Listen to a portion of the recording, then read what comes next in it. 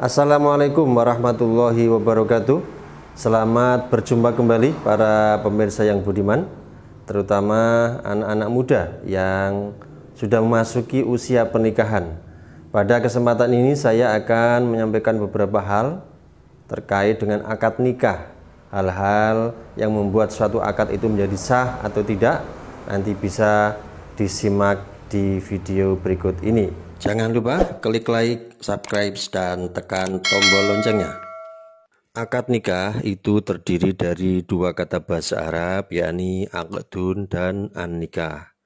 Kata aqdun berarti ikatan atau perjanjian, sedangkan kata an-nikah berarti menyatu, kumpul, saling memasuki, atau bersenggama.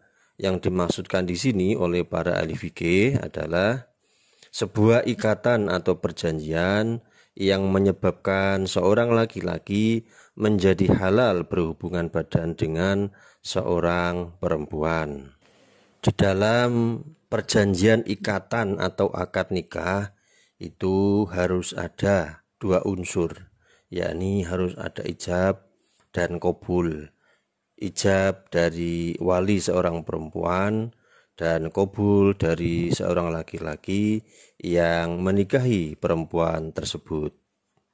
Bahasa yang disampaikan di dalam ijab dan qabul itu tidak harus bahasa Arab.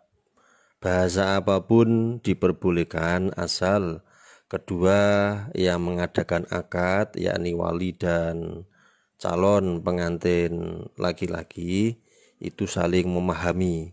Tentu saja antara bahasa ijab dan qabul itu harus sinkron dan bersambung. Pelaksanaan pernikahan atau perkawinan di Indonesia tidak bisa lepas dari ketentuan hukum agama dan juga sekaligus sesuai dengan peraturan perundang-undangan yang berlaku di Indonesia.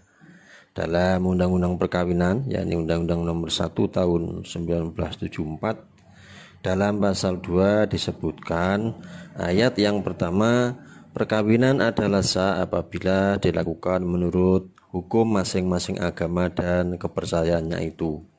Ayat 2, tiap-tiap perkawinan harus dicatat menurut peraturan perundang-undangan yang berlaku.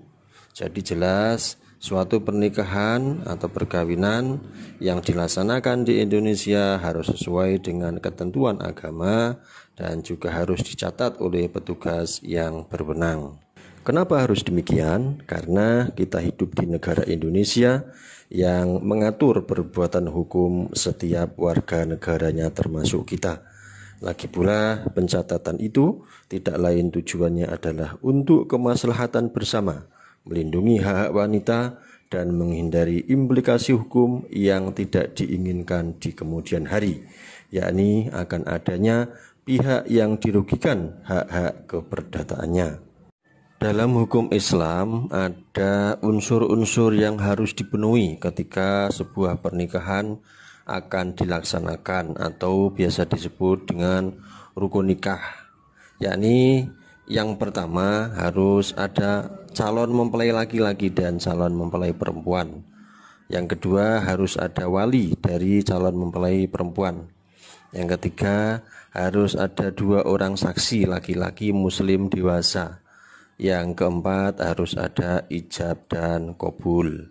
Adapun mengenai mahar itu bukan menjadi rukun nikah.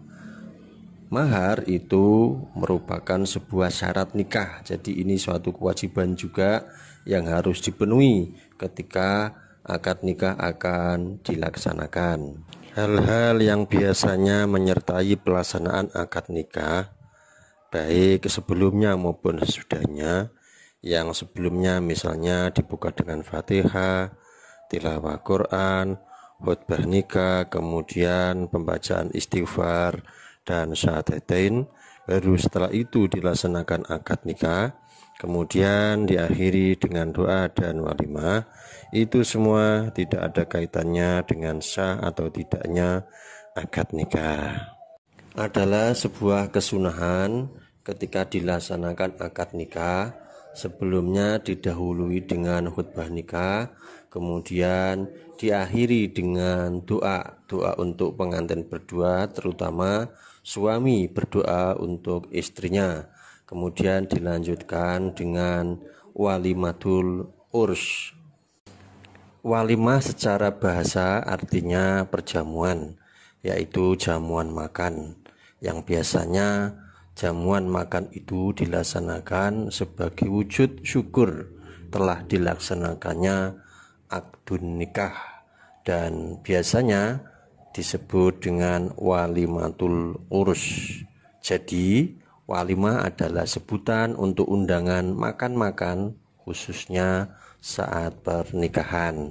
Menurut Ibnu Arabi, secara bahasa walimah adalah berkumpulnya orang-orang untuk makan yang dihidangkan dalam suasana kegembiraan.